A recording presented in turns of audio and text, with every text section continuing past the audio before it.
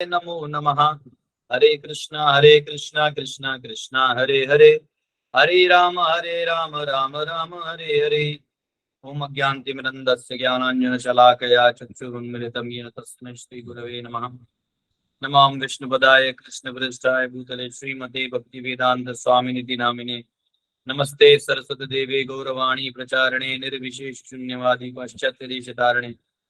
जय श्री कृष्ण चैतन्य प्रभु नित्यानंद श्री अद्वैत गदाधर श्रीवास आदि गौर भक्त वृंद। हरे कृष्णा कृष्णा कृष्णा हरे हरे, हरे राम राम राम हरे हरे। हरे कृष्ण। तो आप श्लोक क्रमांक 56 खोल सकते हैं।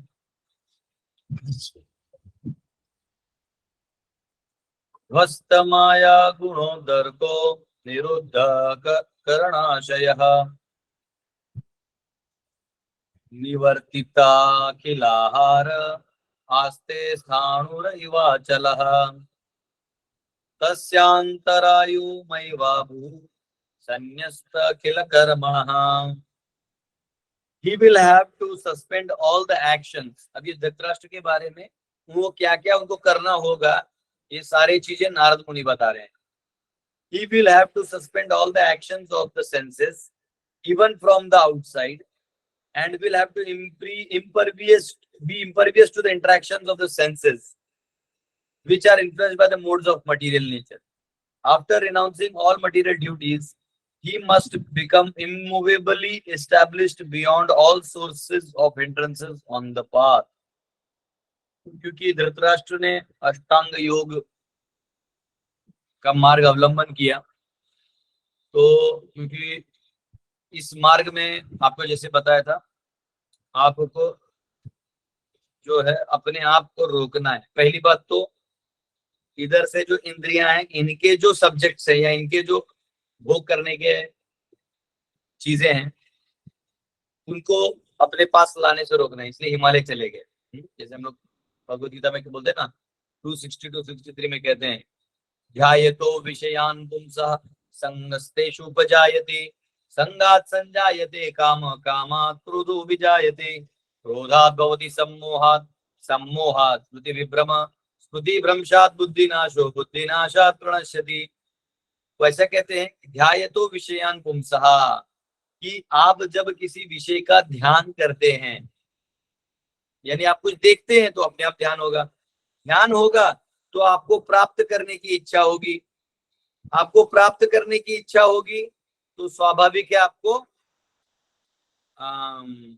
उसके प्रति काम वासना जागृत हो जाएगा। जब वो काम यानी भोग करने की इच्छा, उसको अगर वो नहीं मिली या बीच में कोई छीन लिया तो क्रोध में परिवर्तित हो जाएगा, और क्रोध में जाने के बाद आपकी स्मृति भ्रंश हो जाएगी और बुद्धि भी जो है विनाश हो जाएगा, और उसके बाद आपका अंत हो जाएगा।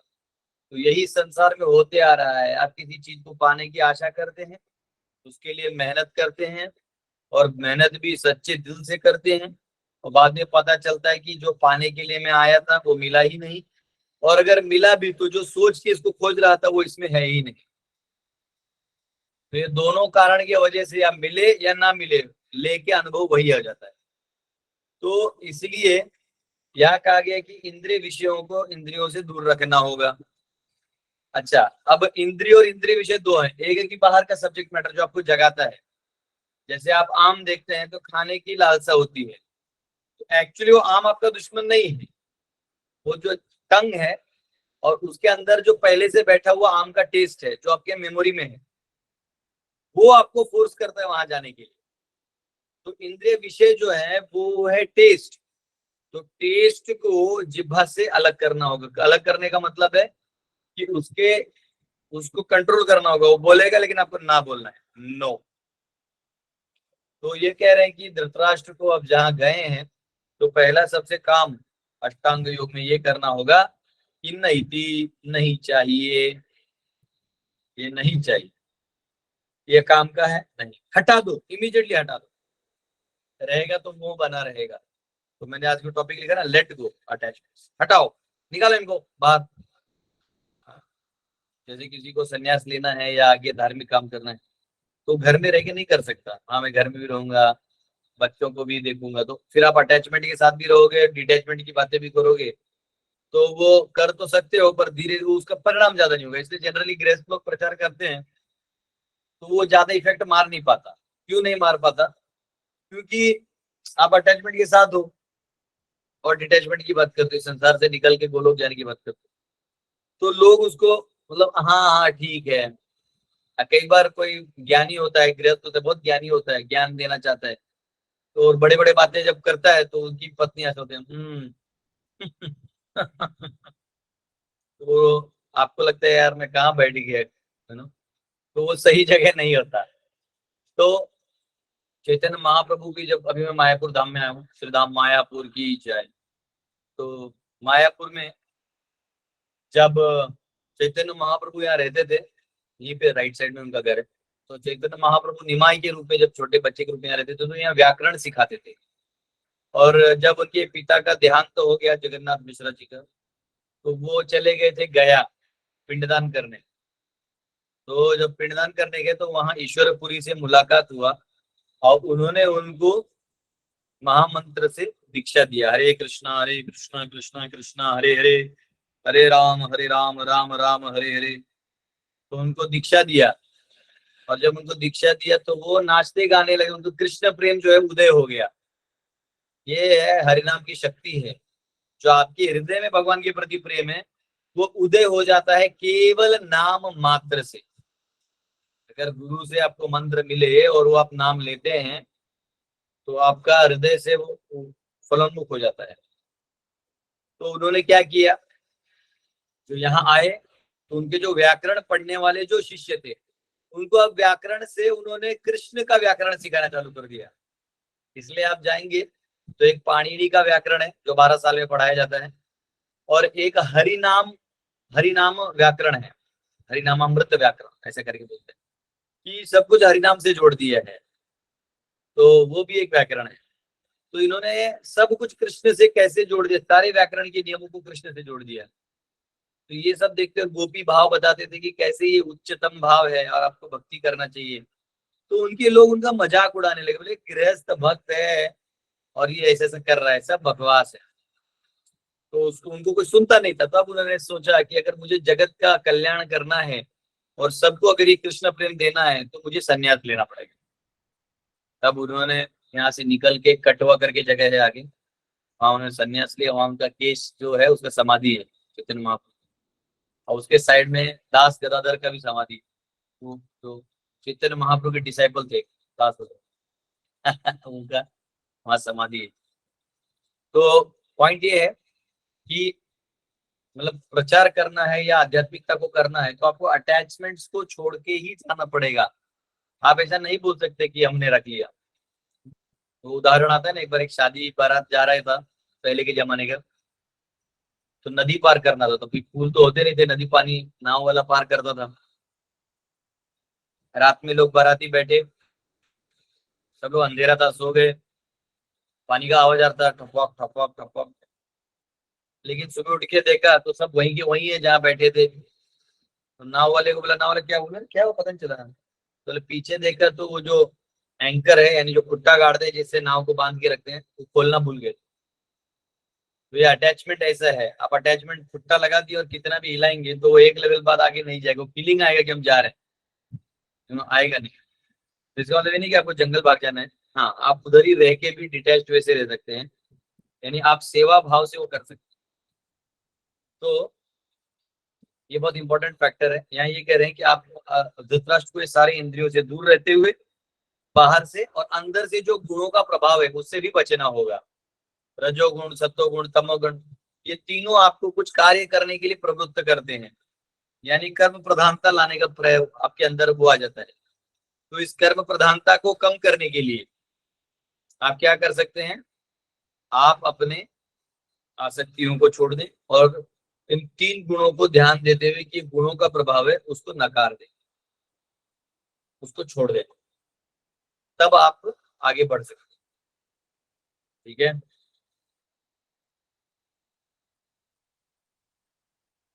तो यहाँ पे एक तात्पर्य में एक लाइन है, प्रभुपाद बोलते हैं, the spiritual mode and its effect are identical, Therefore, the spiritual quality is distinguished from its material counterpart by the word Nirguna. तो यहाँ निर्गुण कहा गया है. निर्गुण का मतलब है 3 गुणों से परे. निर्गुण का मतलब ये नहीं कि जिनमें कोई गुण नहीं है ना. वो मटेरियल में 3 गुण हैं, तमोगुण, रजोगुण, सतोगुण. इनके परे में जाना है, तो इसलिए निर्गुण की अवस्था प्राप्त करनी है. और इसलिए भक्ति को निर्गुण कहा गया. Bhakti is therefore nirguna attained by direct contact with absolute. ठीक है. 57. स वा अद्यतनाद्राजन परतः पंचमे अहनि कलेवरम हास्यति स्वम तच्च भस्मी भविष्यति. O king, he will quit his body most probably on the 5th day from today, and his body will turn to ashes. मतलब धृतराष्ट्र 5 दिन में ही जो है अपना शरीर छोड़ देंगे और ये भस्म हो जाएगा. कह रहे हैं कि ये जो है ये पावर आ जाता है. हाँ, तो आपको वो कह रहे हैं कि आपको अंतिम संस्कार करने का भी जरूरत नहीं है. और किसी ने पूछा था ना कि अंतिम संस्कार वगैरह किसी ने पूछा था, तो एक्चुअली अंतिम संस्कार करने की जरूरत है क्योंकि ऑलरेडी वो देह त्याग, लोग जनरली देह छोड़ देते हैं, पर इस केस में वो कह रहे हैं कि वो भस्म हो जाएगा, आपको कुछ करने का जरूरत है नहीं, क्योंकि इतना तप होगा, हीट होगा, ये खत्म हो जाएगा. दह्यमाने अग्निभिर्देहे पत्युपत्ति सहोदजे वही स्थिता पतिम साध्वी तम अग्निम अनुवीक्ष्यति. While outside observing her husband, who will burn in the fire of mystic power, along with his attached cottage, his chaste wife will enter the fire with rapt attention. तो ये जो माता है गांधारी, वो भी उसमें प्रवेश कर जाएंगी उस अग्नि में, और वो भी जो है आगे वो हो जाएंगे. तो यहाँ पे कहा गया है Gandhari was an ideal chaste lady, a life companion of her husband, and therefore when she saw her husband burning in the fire of mystic yoga along with the cottage of leaves, she despaired. She left home after losing her 100 sons, and in the forest she saw her most beloved husband was burning. Now she actually felt alone, and therefore she entered the fire of her husband and followed her husband to death. This entering of chaste lady to fire and dear husband is called sati rite. The action is considered to be most perfect for a woman. In later age, the sati rite became an obnoxious criminal affair because the ceremony was forced upon even an unwilling woman. तो यहाँ पे कहा गया है, यहाँ और एक important point है. A chaste wife like Gandhari would feel the separation of her husband to be more burning than actual fire. Such a lady can observe the sati rite voluntarily. There is no criminal force by anyone. तो ये हमने पहले भी चर्चा किया था सती के बारे में. तो यहाँ पे जब उन्होंने देखा कि उनके पति जो है वो इतना तपस्या करके अग्नि में अपने को इवैल्यूएट कर लिया था, तो उसमें खुद भी चली गई, उनको रहा नहीं गया. ऑलरेडी बच्चों को मरते हुए देख लिया था, अब कर जिए तो जिए किसकी. तो फिर वो जो है वो भी प्रवेश करके, और अंदर में जो पति जाने का जो सेपरेशन वाला पार्ट है, इतना अलग हीट दे रहा था कि ये हीट पता भी नहीं चल रहा था. तब आप सती कर सकते हैं. पता चला ऑलरेडी आपके 4 अफेयर हैं और पति को आप चीट कर रही हैं, फिर आप कहाँ से जाएंगे अंदर में. बोले जाने दो, मरने दो, अच्छा हो गया. कहाँ आज की मतलब सिचुएशन हमारा डेमोक्रेसी ने बना रखा है, और कहाँ ये धार्मिक सिचुएशन जहाँ पत्नी रह नहीं सकती पति के पीछे. बहुत इंपॉर्टेंट है. 59. विदुरस्तु तदाश्चर्यं निशाम्य कुरु नंदन हर्ष शोक युतः तस्मात् गंता तीर्थ निषेवकः. Vidura, being affected with delight and grief, will then leave that place of sacred pilgrimage. उसके बाद विदुर वहां से चले जाएंगे, है ना. और यहाँ पे विदुर जी ने ही उनको उद्धार किया था. विदुर जी ने देखा कि भौतिक तरह से बहुत उलझे हुए हैं और धृतराष्ट्र फंसा हुआ है. और सोचिए 5 दिन में ही, मतलब धृतराष्ट्र का भी क्या तप था, 5 दिन में ही वो भस्म होके निकल गए, पत्नी भी भस्म होके निकल गई. और यहाँ पे विदुर जी जो है वो फिर इस चीज को अप्रिशिएट करते हुए निकल गए. 60वां श्लोक। इत्युक्त्वा थारुहत् स्वर्गं नारदः सह तुम्बरुः युधिष्ठिरो वचस्तस्य हृदि कृत्वा जहात् शुचः। Having spoken thus, the great sage Narada, along with his veena, ascended into outer space. Yudhishthir kept his instruction in his heart, and so was able to get rid of all lamentations. तो नारद मुनि जो है वो ये सब जब उन्होंने बताया तो उनका काम हो गया, ज्ञान दे दिया, अब निकलो। नारद मुनि त्रिकाल दर्शी है, वो सब जानते हैं क्या होगा नहीं होगा। और वो युधिष्ठिर को तकलीफ नहीं देना चाहते थे, वो वीणा बजाते बजाते निकल गए। नारद मुनि बजाए वीणा राधिकर मन नामे, वीणा बजाते बजाते बजाते वो निकल गए। और इधर युधिष्ठिर का भी जो आसक्ति था या उनके हृदय में जो मतलब कष्ट था कि मेरे चाचा श्री चले जाएंगे, ये हो गया वो हो गया, मैं कुछ नहीं कर पाया, वो शांत हो, है ना।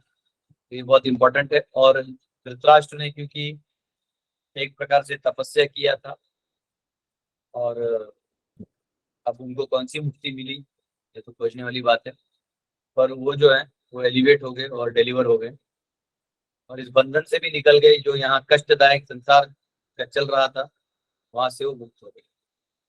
तो हरे कृष्णा, ये चैप्टर यही समाप्त होता है और अगला चैप्टर जो है 14वां अध्याय है, the disappearance of Lord Krishna. भगवान कृष्ण जो है अपने धाम में चले जाते हैं, कृष्ण स्वधामोपगते। हाँ, तो सारा जो ज्ञान है ये सब जो है वो भागवत में रख के चले जाते हैं। भागवत जो है इसमें भगवान सब कुछ पावर अपना डाल के जाते हैं, तो अगर कोई भागवत का श्रवण करता है तो कृष्ण को ही दर्शन कर रहा है, तो इसलिए बहुत इंपॉर्टेंट है। यस, हरे कृष्णा, जल्दी क्लास हो गया, वाह क्या बात है।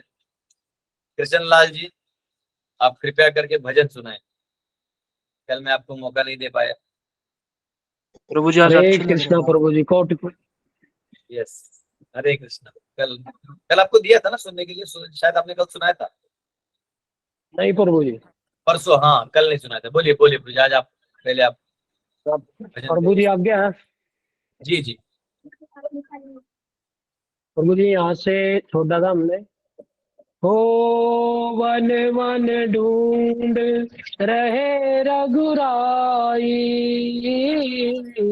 जनक दुलारी कहीं नहीं पाई, गीधराज ने किया प्रणाम, पतित पावन सीताराम।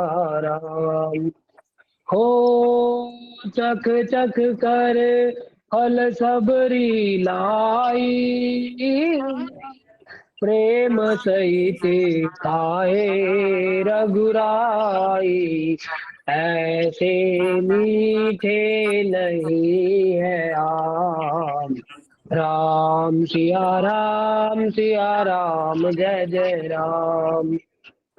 हो विप्र रूप धरी हनुमत आए, चरण कमल में शीस नवाए, कांधे पर बैठाए राम, पतित पावन सीताराम। हो सुग्रीव से करी मिलाई, अपनी सारी कथा सुनाई, भाली पहुंचा निज के धाम, राम सिया राम जय जय राम। हो सिंहासन सुग्रीव बैठाया, मन में वह भारी हर्षाया, वर सारी तू आई है राम, पतित पावन सीताराम। हो हे भाई लक्ष्मण तुम जाओ, वानरपति को यूं समझाओ, सीता बिन व्याकुल है राम। पतित पावन सीताराम। हो देश विदेश वानर भिजवाए, सागर के सब तट पर आए, सहते भूख प्यास और घाम। पतित पावन सीताराम। हो संपाति ने पता बताया, सीता को रावण ले आया, सागर कूद गए हनुमान। राम सिया राम जय जय राम। हो कोने कोने पता लगाया, भक्त विभीषण का घर आया, हनुमान को किया प्रणाम। पतित पावन सीताराम। हो हनुमान उपवन में आए, वृक्ष तले सीता को पाए, आंसू बरसे आठों याम। राम सिया राम जय जय राम। हो रावण संग निशाचर लागे, सीता को बोला समझा के, मेरी ओर तुम देखो बाम। पतित पावन सीताराम। हो मंदोदरी को बना दूं दासी, सब सेवा में लंकावासी, करो भवन में चल कर विश्राम। राम सिया राम जय जय राम। हो चाहे मस्तक कटे हमारा, मैं नहीं देखूं बदन तुम्हारा, मेरे तन मन धन है राम। पतित पावन सीताराम। हो पर से मुद्रिका गिराई, सीता जी ने कंठ लगाई, हनुमान ने किया प्रणाम। राम सिया राम जय जय राम। हो मुझको भेजा है रघुराया, सागर कूद यहाँ मैं आया, मैं हूँ रामदास हनुमान। पतित पावन सीताराम। हो माता की आज्ञा मैं पाऊं, भूख लगी मीठे फल खाऊं, पीछे मैं लूंगा विश्राम। पतित पावन सीताराम। राम सिया राम जय जय राम। हरि बोल प्रभु जी। वाह, हरे कृष्णा। हरि बोल बहुत हरि खूब, बोल बहुत खूब। हरि हरि बोल बोल कृष्ण हरि बोल हरि बोल हरि बोल। हरि Yes, बोल question, बहुत question, answer हरे different कर कृष्णा सकते हैं। प्रभु दंडवत प्रणाम। स्मिता जी बहुत आपका सुंदर क्वेश्चन। हरे कृष्ण प्रभूजी दंडवत प्रणाम। तुम्ही म्हणालात ना भक्ती निर्गुण आहे, तर नेमकं त्यावेळेला जरा मला नेटवर्कचा प्रॉब्लेम झाला तर तो पॉइंट मला कळला नाही. हाँ, देखिए निर्गुण का मतलब होता है, हम कई बार बोलते हैं ना निर्गुण निराकार। तो निर्गुण का मतलब है गुण, यानी 3 गुण होते हैं, रजोगुण, सत्वगुण, तमोगुण, ये सब 3 गुण होते हैं। तो इन 3 गुणों से जो परे है, यानी अव्यय है, कभी उसका बदलाव नहीं होता, परमानेंट है, उसको बोलते हैं भक्ति। भक्ति जो है वो 3 गुणों से परे है। वो आप कहीं भी कर सकते हैं, कोई तमोगुण में स्थित है तो भी भक्ति कर सकता है, कोई रजोगुण में स्थित है तो भी कर सकता है, और करते ही वो इन 3 गुणों से परे हो जाता है। म्यूट कर लीजिए दीपक जी, आप म्यूट कर लीजिए, कुछ लोग म्यूट नहीं म्यूट कर। तो 3 गुणों से परे का मतलब है निगुण, यानी निर्गुण। तो भक्ति जो है वो निर्गुण, ये प्रोपाल। धन्यवाद प्रभूजी. यस, गिरिराज जी. हरे कृष्ण प्रभूजी. हरे कृष्ण. हरे कृष्ण प्रभूजी. मी असं कुठे ऐकलं होतं की धृतराष्ट्र जी नंतर ते पृथ्वीराज चव्हाण म्हणून पुनर्जन्म घेतात का? कोण? धृतराष्ट्र नंतर पुनर्जन्म पृथ्वीराज चव्हाण म्हणून घेतात का? ऐसा मैं किधर सुना नहीं आज तक. अच्छा, ओके ओके ओके प्रभूजी. मनोज जी. हरे कृष्ण प्रभु जी. प्रभु जी, मेरा एक प्रश्न था कि मन और चित्त में क्या अंतर है? मन और चित्त में? जी प्रभु जी. हाँ, परसों भी मुझे किसी ने मैसेज किया था कि चित्त क्या है, लोगों को समझ में नहीं आता है. देखिए ऐसा है, जैसे आप रसगुल्ला खा रहे हैं तो कोई बोल सकता है अरे शक्कर खा रहा है, देखो मीठा खा रहा है. तो रसगुल्ला रसगुल्ला भी है, दूध भी है, शक्कर भी है, मीठा भी है, रसदार भी है. लेकिन रसगुल्ला है क्या? रसगुल्ला टोटलिटी में एक आइटम है. तो वैसे क्या होता है, देखिए ऐसा है,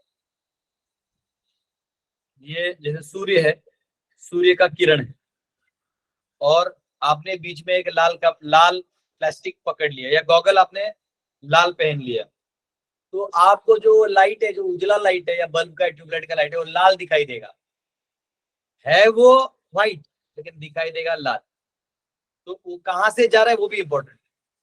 वैसे आत्मा जो है, इसका जो शक्ति है, विस्तार शक्ति, वो है चेतना, कॉन्शियसनेस. ये सब जगह पसरता है, जहां तक इसको एरिया दिया गया उसको बोलते हैं कॉन्शियसनेस. ये कॉन्शियसनेस जो है मन, बुद्धि और अहंकार के लेयर को भेजता है, यानी उनका मिश्रण करके वो आगे जाता है. जैसे किसी को केला पसंद है, किसी को केला पसंद है, किसी को तीखा पसंद है, किसी को तीखा पसंद नहीं. क्यों? तो सबका माइंड और ये सब स्टेट अलग है. इधर से जब ये कॉन्शियसनेस बाहर निकलता है तो टोटलिटी में जो फॉर्मेशन है उसको बोलते हैं चित्त. यही चेतना ही बन जाती है चित्त, with mixing of 3 things, mind, intelligence.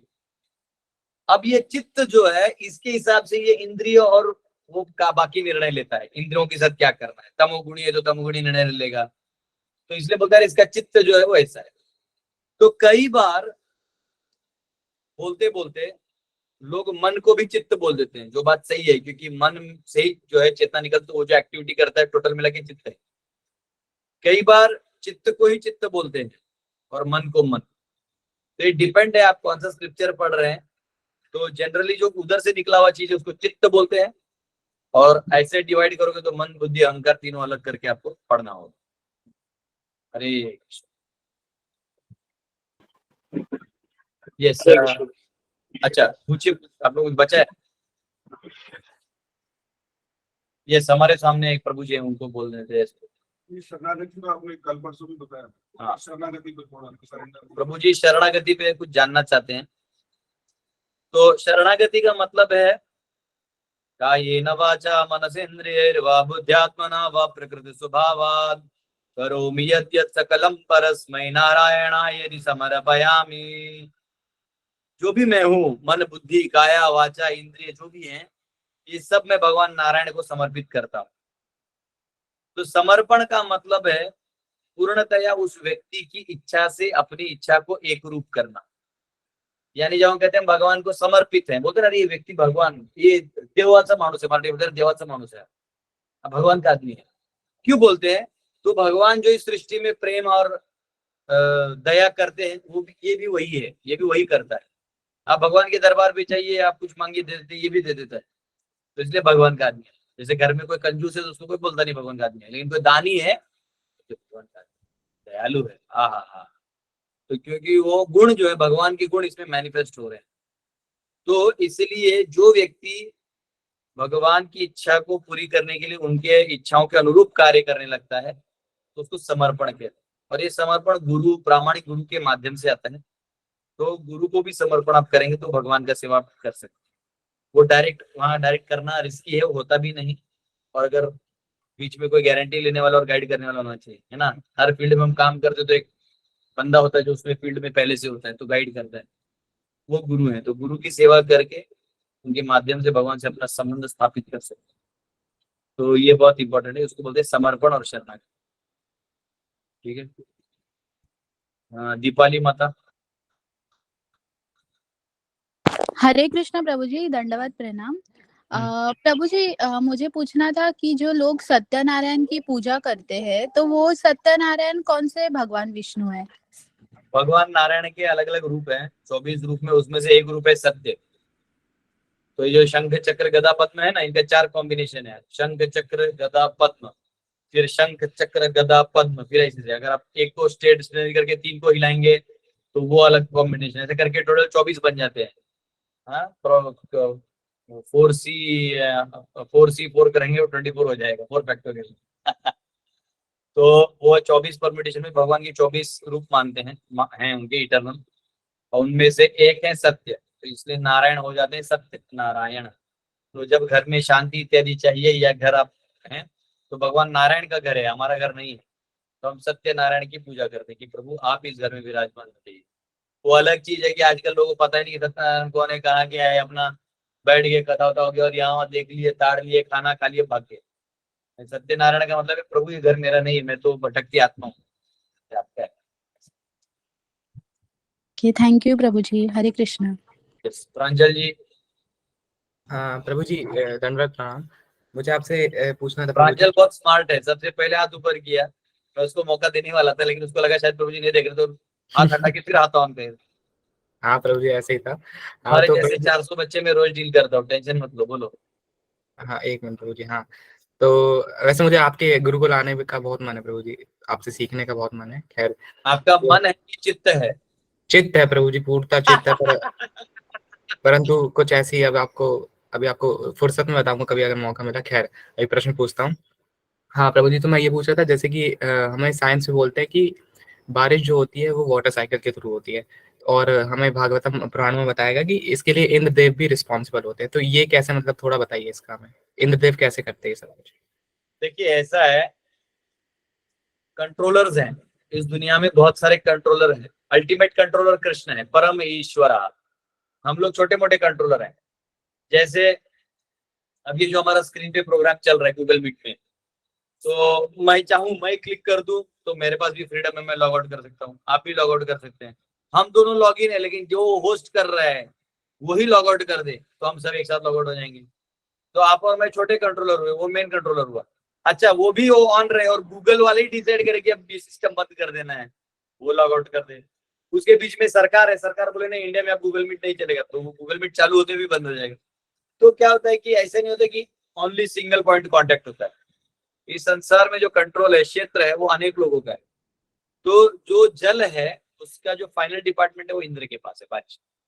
तो जितने भी बादल है ये एक्चुअली पर्सन्स है, ये कंट्रोल है। बादलों का जो सिस्टम में चलाने वाला भी एक पर्सन है, संवर्तक जो है वो हाईएस्ट बादल है। और ये सब भगवान इंद्र को रिपोर्ट करते हैं। अगर वो जहाँ यज्ञ होता है वहां वो अच्छा वाला बारिश गिराते हैं, और जहाँ की इंडस्ट्री होता है वहां वो एसिड रेन गिरा के वहां के लोगों को बोलते हैं जाओ मरो, अधर्म कर रहे हो। तो ऐसा जहाँ हत्या वगैरह होती है वहां का बारिश भी, जो वहां का पानी नहीं पीना चाहिए, इससे आपको रोग आएगा, वो पाप आप में चढ़ जाएगा। ऐसा है, बहुत सारे हैं वो बादलों के, मैंने बोला ना विष्णु पुराण से खोज के बताऊंगा। पढ़ा था मैंने कॉस्मोलॉजी के टाइम, बाद में इस टाइम समय नहीं मिला। तो अलग अलग बादल होते हैं और ये सबका कंट्रोल इंद्र के पास होता है। अब ऐसे तो बादल बादल गरजेंगे नॉर्मल साइंस से, लेकिन इंद्र ने बोला आज नहीं इधर गिराना है बारिश, तो भी नहीं भी गिरेगा।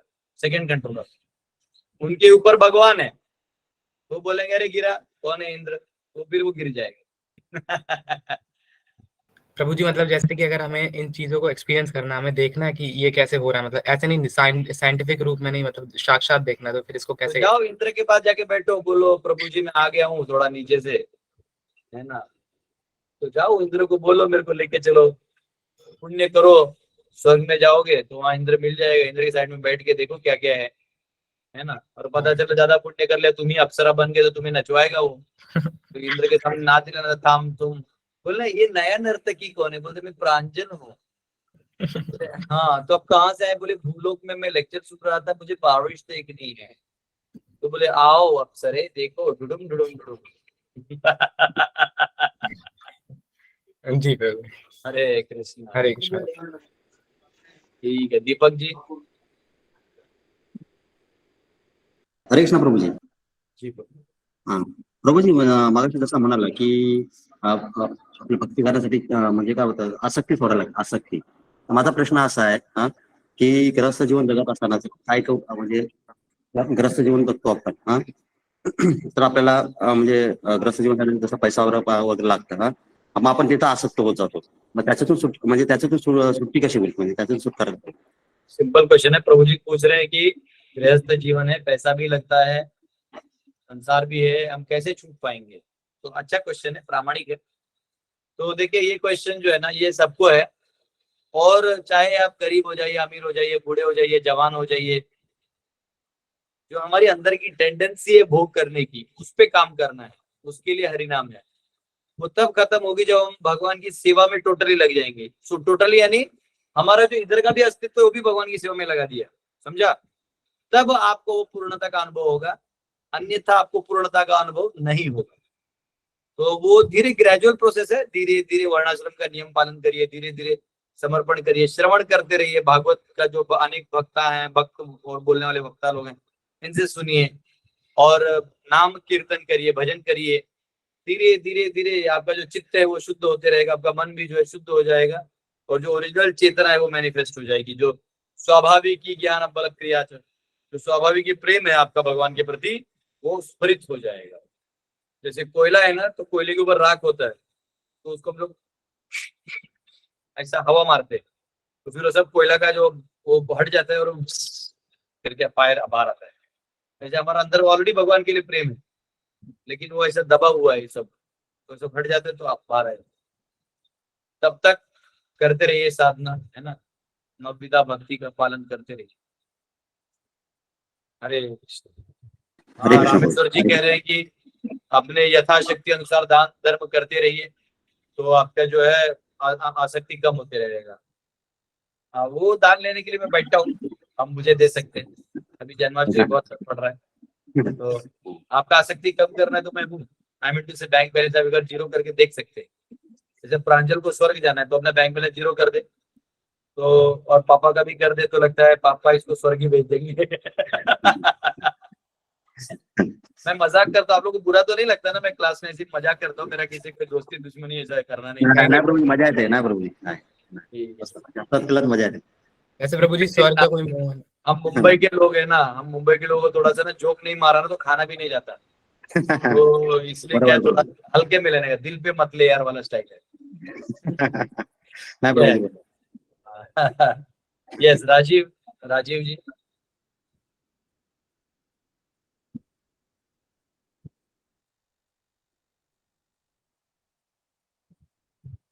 ठीक है, रियान त्रिपाठी जी। हरे कृष्ण प्रभु जी। ये भी वही प्रभु स्टाइल जी मेरा हाथ हटा के हाथ डालने का काम कर रहा था। बोलिए। नहीं सर, वो बात नहीं थी। मेरा एक प्रश्न था, मेरा प्रश्न क्या, एक डाउट है। भागवतम कैंटो 8 चैप्टर 12 में एक मोहिनी लीला आती है, तो उसको जब मैंने पढ़ा तो मैं देखता हूँ कि जब शिव जी ने, जिन्होंने कामदेव को भी भस्म कर दिया, वो इतना ज्यादा विष्णु भगवान की माया से आकर्षित हो गए कि उनका वीर स्थलित हो गया। तो ये चीजें मुझे कुछ समझ में नहीं आई, तो मैं चाहता हूँ थोड़ा आप इसे एक्सप्लेन करते।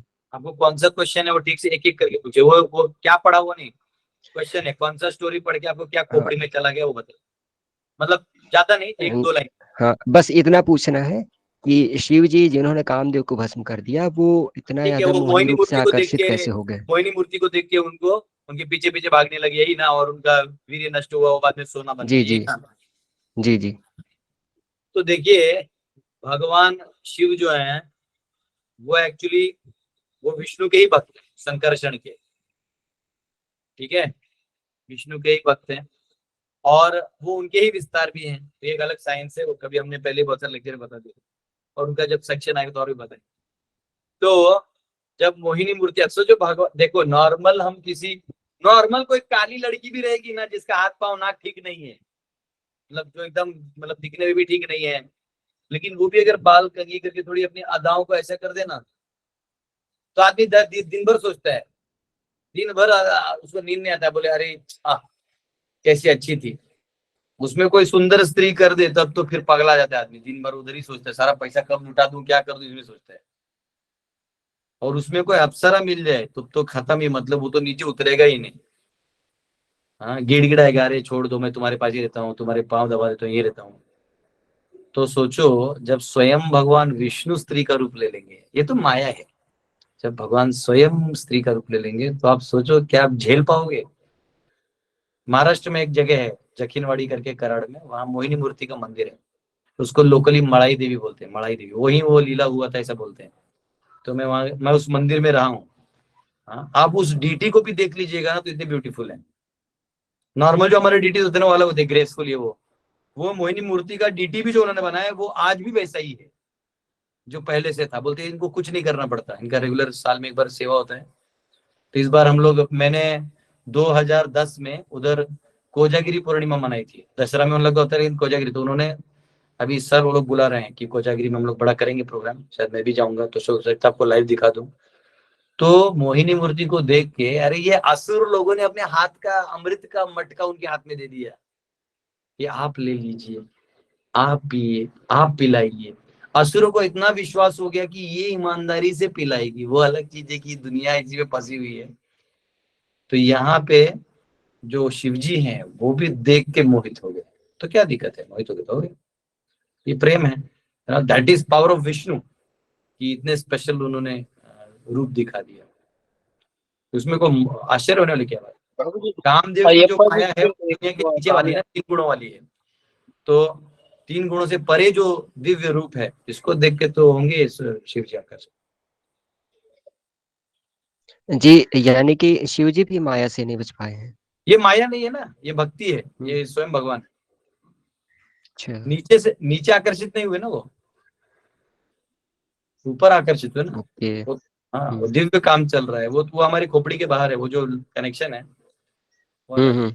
शिव जी का जो शरीर है वो मटेरियल नहीं है, वो शंभु तत्व है, वो भी दिव्य है। तो दिव्य और दिव्य में काम चल रहा है, ये हम लोगों का बात है ही नहीं। हमको बस सुनना है, प्रणाम करना है, और बस इतना ही समझना है। हाँ, ये है। जी प्रभु जी, जी धन्यवाद। ठीक है, ओके, आशा माता जी। हरे कृष्ण प्रभु जी, दंडवत प्रणाम। प्रभु जी एक क्वेश्चन मेरे दिमाग में आता था कि जैसे जहाँ पर मीट और फिश की दुकान है उसके आसपास से क्या हमें और दूसरा सामान लेना चाहिए या नहीं लेना चाहिए? देखिए अब तो ऐसा है, आजकल ट्रेन में जाते हैं तो मीट खाने वाले आपके साइड में बैठ के डब्बा खोल के खा लेते हैं। आप फ्लाइट में जाते हैं तो जो आपका वेज सैंडविच रखा रहता है उसके ऊपर ही नॉन वेज सैंडविच रखा रहता है। अब दिक्कत ये है कि प्रभुपाद एक लाइन बोलते थे, डू द नीडफुल, यानी बहुत ज्यादा नकारात्मक बनते जाइएगा तो सकारात्मक काम कर ही नहीं पाइएगा। हाँ, लेकिन इसका मतलब ये भी नहीं कि उसमें इतना ढल जाइए कि पता चले कि दूसरे नॉनवेज भी खाना चालू कर दिया, ऐसा नहीं।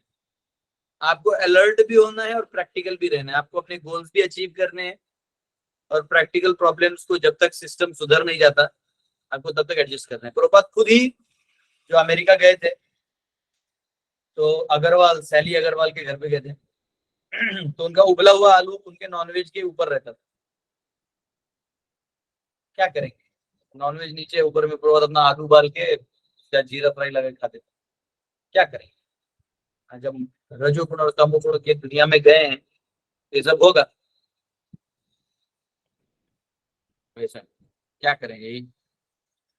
नहीं प्रभु जी, यदि हमारे पास चॉइस है तो वहां से मुझे अवॉइड करना चाहिए, कहीं दूसरी जगह से लेना। हाँ, अगर आपके पास चॉइस है तब तो कोई दिक्कत नहीं, तब तो आराम से आप। आजकल तो जो कि है कि बाहर का भी नहीं खाना चाहिए, खुद का खाइए। आजकल मैंने देखा कि वो वीडियोज आ रहे हैं जहाँ मुसलमान लोग थूक देता है, जो खाना एप्पल है या कुछ थूक देगा उसमें, हाँ वो देगा आपको। इनके दुकान से भी खरीदना रिस्की है, इनके होटल्स में भी जाना रिस्की हो जाता है। और फिर भी ऐसे सब बुरे नहीं होते, लेकिन क्या है कि ये प्रैक्टिस कई लोग करते भी है गंदगी का, तो इसलिए थोड़ा बच के रहना चाहिए। ठीक है प्रभु जी, धन्यवाद, बहुत बहुत धन्यवाद। हरे कृष्णा। उत्तम सिंह जी आपका म्यूट है। प्रभु जी मेरा एक प्रश्न था कि मतलब ये 16 माला की जगह 20 माला कर सकते हैं? आप 20 नहीं 20 लाख माला करिए, आपको कोई प्रॉब्लम रोक नहीं है। अच्छा से बढ़ा सकते हैं मतलब प्रभु जी? एकदम करते रहिए, एकदम करते। धन्यवाद प्रभु जी। हरे कृष्णा। अजीत सिंह जी। हरे कृष्णा, दंडवत प्रणाम प्रभु जी। यस प्रभु जी, जो हमारे एक स्थूल बॉडी होते हैं और एक सूक्ष्म बॉडी होती है, हम मरने के बाद में स्थूल बॉडी यहाँ पर रहेगी और जो सूक्ष्म बॉडी है वो ऊपर जाएगी, तो उसके साथ में मन बुद्धि अहंकार ये जाता है, तो उसके साथ में चित्त भी जाता है या वो चित्त नहीं होता है उधर में? ये अरे जब मन बुद्धि अहंकार जाएगा तो चित्त नहीं जाएगा क्या? हाँ, अच्छा, इसका मतलब के साथ रस जाएगा कि नहीं जाएगा? बस बस। तो मन बुद्धि अहंकार और चित्त ये 4 जाते हैं प्रभु जी, चित्त फॉर्मेशन है। हाँ, देखिए बल्ब गया, लाइट गया साथ में। अच्छा अच्छा, पीला पीला हरा कपड़ा गया, हाँ हाँ हाँ, तो उसके साथ जो कलर निकल रहा है बाहर वो भी तो जलेगा। हरे बोल हरे बोल ऐसा हरे बोल। प्रभू जी, एक अजून एक प्रश्न होता, ते कराडजवळचं मंदिर जे आहे मोहिनीचं, ते गाव कुठलं आहे म्हणले? कुठलं म्हणताय? आपली आता मोहिनी जे लीला झाली कराड, होती, कराड में जखीनवाड़ी करके, कृष्णा हॉस्पिटल के पीछे 3 किलोमीटर है जखीनवाड़ी। जकीनवाड़ी? मराठाओं का गांव है, मड़ाई देवी मंदिर बोलते हैं, मड़ाई देवी। अच्छा, जकीनवाड़ी, जकीनवाड़ी, जकीनवाड़ी। हरे बोल हरे बोल। यस गिरिराज जी। हरे कृष्णा प्रभूजी, हरे कृष्णा। प्रभूजी, असा प्रश्न होता की म्हणजे गांधारीजींनी जेव्हा त्यांचे धृतराष्ट्र पती गेले तेव्हा त्यांचा विरह अग्नी एवढा होता की अग्नीच सामोरायचं त्यांना तेवढं काही कष्ट नाही झालं। मी आणखी एक असं ऐकलेलं की जेव्हा म्हणजे युद्ध संपतं तेव्हा गांधारीजींना म्हणजे शोक करतात आणि मग शोक करता करता रात्र होऊन जाते आणि मग त्यांना खूप भूक लागते, तर एका वेळेस ते असं ते म्हणजे असं आंब्याचं झाड असतं वाटतं, काहीतरी आंबा तोडून खातात। मग नंतर श्रीकृष्ण येतात आणि नंतर सांगतात की ऍक्च्युली तू ज्या म्हणजे खाली पडलेलं होतं ते आंब्याच्या झाडाखाली, ते सगळे त्या तुझ्या पुत्रांचे कॉर्प्स होते आणि त्याच्यावर चढून तू आंबा खाल्ला। म्हणजे असं मला म्हणायचं की म्हणजे गांधारीजींचा पुत्रांवर प्रेम कमी होतं का आणि पतीवर जास्त होतं? हे थोडं मला अभ्यास करायला लागेल, माहित नहीं मला। ओके ओके ओके, चालेल चालेल। हरे कृष्णा। तो ऐसा करते हैं, बाकी सबका क्वेश्चन हम लोग बाद में लेंगे कल से। अभी हम लोग को मायापुर दर्शन करना है, फिर थोड़ा घूमना है। और हरे कृष्ण, बहुत बहुत धन्यवाद आप सबका। दंडवत प्रणाम। हरे कृष्ण प्रभु जी।